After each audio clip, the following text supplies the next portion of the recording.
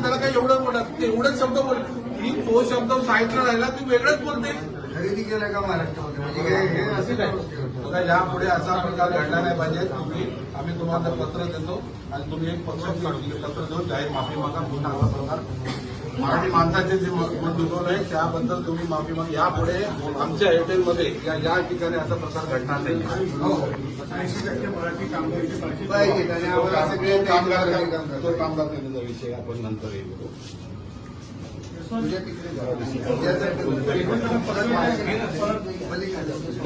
त्याला काय एवढं म्हणत एवढंच शब्द बोल की तो शब्द साहित्य राहिला ती वेगळंच बोलते. खरेदी केलं का महाराष्ट्रामध्ये म्हणजे हे असं काय बघा यापुढे असा प्रकार घडला नाही पाहिजे. आम्ही तुम्हाला पत्र देतो आणि तुम्ही एक पत्र देऊन जाहीर माफी मागा. पुन्हा असा प्रकार मराठी माणसाचे जे मत दुखवलं आहे त्याबद्दल तुम्ही माफी मागा. यापुढे आमच्या हॉटेलमध्ये या ठिकाणी असा प्रकार घडणार नाही.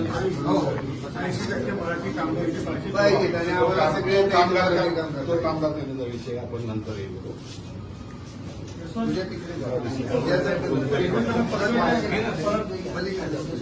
त्याला काय एवढं म्हणत एवढंच शब्द बोल की तो शब्द साहित्य राहिला ती वेगळंच बोलते. खरेदी केलं का महाराष्ट्रामध्ये म्हणजे हे असं काय बघा यापुढे असा प्रकार घडला नाही पाहिजे. आम्ही तुम्हाला पत्र देतो आणि तुम्ही एक पत्र देऊन जाहीर माफी मागा. पुन्हा असा प्रकार मराठी माणसाचे जे मत दुखवलं आहे त्याबद्दल तुम्ही माफी मागा. यापुढे आमच्या हॉटेलमध्ये या ठिकाणी असा प्रकार घडणार नाही. 80% मराठी कामगार पाहिजे आणि आम्हाला सगळे कामगार नेण्याचा विषय आपण नंतर येईल.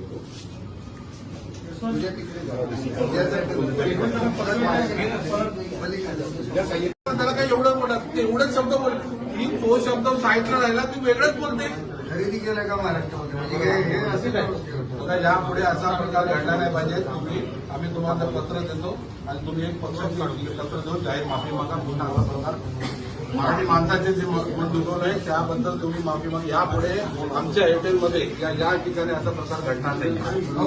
80% मराठी कामगार पाहिजे आणि आम्हाला सगळे कामगार नेण्याचा विषय आपण नंतर येईल.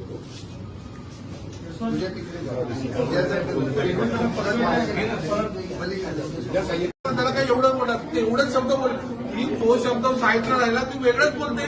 खरेदी केलं का महाराष्ट्रामध्ये म्हणजे हे असं काय बघा यापुढे असा प्रकार घडला नाही पाहिजे.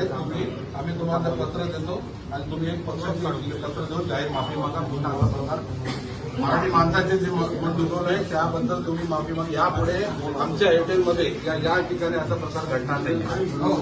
80% मराठी कामगार पाहिजे आणि आम्हाला सगळे कामगार नेण्याचा विषय आपण नंतर येईल.